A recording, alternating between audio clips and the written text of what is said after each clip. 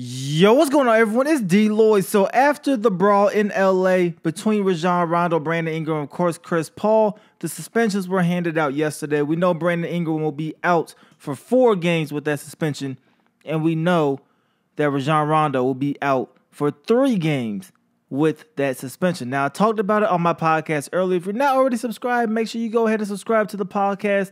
The link is in the description. But for the Lakers, they don't have Rondo. They don't have Brandon Ingram. 4 games, 3 games apiece, respectively. And you look at the roster, the schedule, for the Lakers.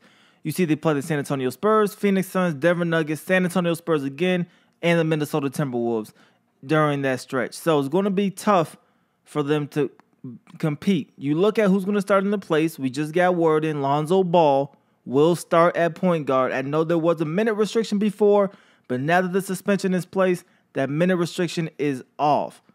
Lonzo Ball will start at point guard tonight against the San Antonio Spurs in Staples Center. Kyle Kuzma, he is also going to be inserted into the starting lineup. So Lonzo Ball surprisingly has been shooting the ball pretty decently so far this season. He needs to keep pushing with pace. He needs to be able to get everybody involved. One of the main things for the Lakers right now that you've seen that they struggle with is creating enough space and then being able to shoot. Lonzo's been shooting decently, but he's also been disrespected because teams haven't been guarding him at all from the three-point line. He needs to continue to be able to do that. Stand there and knock down a 3. I like the insertion of Kyle Kuzma into the starting lineup. One thing that it does do for the Lakers that could hurt them is Kyle Kuzma has been serving as the team's backup center. Of course, you're going to have JaVale McGee out there with the 1 starting. JaVale McGee's been playing very, very good for you. But at that pace, you can't have JaVale McGee out there for 30 minutes. He's only going to play in the 20s because of that pace that you're playing with. You need to have somebody who can come in and spell him out. Mo Wagner, he's not out there. So you're looking at who else is going to have to step up in that center position. Kyle Kuzma can do it. I never was a fan of him doing it for long stretches. I don't mind it for 2 or 3 minutes here and there. I don't like Kyle Kuzma long term, especially come playoff time, long stretches playing that center position in the Western Conference where they're just simply way bigger guys. But you put him out there now with JaVale McGee, something we haven't seen a ton of this season. Have Kyle Kuzma out there with JaVale McGee. Kuzma will be able to stretch out that floor for you. So he will be able to knock down the 3 if he is left open. We're going to go ahead and assume Kentavious Caldwell-Pope will also start again.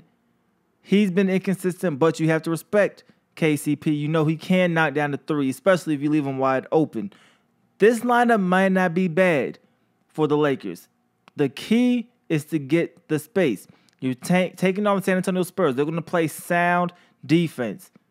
They're going to also put you in situations you don't want to be in, which means they're probably going to test a lot of these players for Lakers and make them shoot 3s. They're going to make sure they protect the paint, don't allow LeBron James into the paint. You see him struggling a little bit when he doesn't have that lane into the paint and he's not able to score off those fast breaks. That's what San Antonio is going to do. That's going to be a tough one for them tonight. I think San Antonio will win, but it's going to be a tough one tonight for the Lakers. When you look at the Phoenix Suns, I think the Lakers could beat them. The Suns aren't really giving me game, but I still think they can win that one. Denver, I think the Nuggets have one of the best offenses in the NBA. That's going to be a tough one. You're still going to be without Rondo in that lineup, so that's going to be tough. And then you play San Antonio again on Saturday, this time in San Antonio. It's going to be the same story. This time Rondo will be back, but there's still going to be no Brandon Ingram, so Kyle Kuzma will still be out there with the starters. We won't get everybody back until Monday, October 29th, when they take on the Minnesota Timberwolves in Minnesota. And you're in the Western Conference where you don't want to drop a lot of these games. So the suspension wasn't a long time, but it could hurt the Lakers. But when you look at the roster, one thing I do think is to put some people who needs to be playing more and playing more together on the court together. I'm not a huge fan of the Rondo and Lonzo Ball lineup when they're both out there together, especially late in games. I don't like that. I really don't think that is the best dynamic. LeBron James, no, regardless of what they're trying to do, get athletic players, playmakers, he needs to have somebody who could shoot because LeBron, not a strong three-point shooter, but he can attack the basket and get to the rim essentially at ease whenever he wants to get there. But you need to have a guy who can shoot and somebody who teams will fear and they won't leave him as quickly. When you have Lonzo and Rondo out there, yes, Rondo's been shooting better. Yes, Lonzo has been shooting better, but you will definitely leave to protect the paint, to leave those two wide open. And you're going to take your chances because the majority of the time they will end up missing those shots. So you get Lonzo out there by himself. Kyle Kuzma, more at his natural position, which I think is going to help him out. Only question is, you're going to look at this bench now, and they were really deep before. Josh Hart's going to have to take over some of these point guard duties because Brandon Ingram, who also helps bring the ball up the court sometimes, he's not there. So it's going to be Lonzo, LeBron, KCP can do it at times, and Josh Hart. Those are your primary ball handlers, and then Lance Stevenson can do it a little bit as well too, but he's not a shooter. So it's going to be very, very interesting to watch this. But Lonzo Ball will start tonight. Kyle Kuzma will start tonight. I think the starting lineup will look a little bit better. I know Brandon Ingram's been playing well, but I think the starting lineup will look better with Kyle Kuzma in there over Brandon Ingram.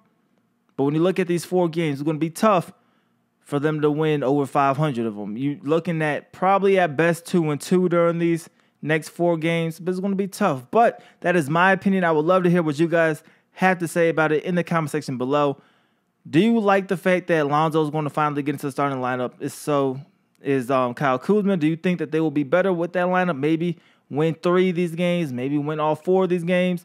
Do you think Brandon Ingram and Rondo being out is definitely going to hurt the Lakers? Let me know how you guys feel about that in the comment section below. It's your boy DLloyd. I'm going to see y'all next time. Peace.